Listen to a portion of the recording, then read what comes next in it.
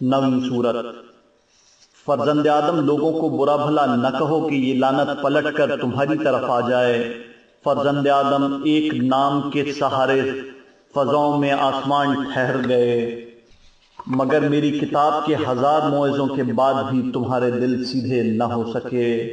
ایھا الناس، جس طرح پتھر پانی میں رہ کر نرم نہیں ہو جاتا، اسی طرح واعظ و نصیحت بھی سنگ دل انسانوں پر اثر انداز نہیں ہوتا ہے۔ فرزند آدم، آخر تم حرام اور گناہ سے پرہیز کیوں نہیں کرتے ہو؟ تمہیں جہنم کی آگ اور خدائے رحمان کے غضب کا خوف کیوں نہیں ہے؟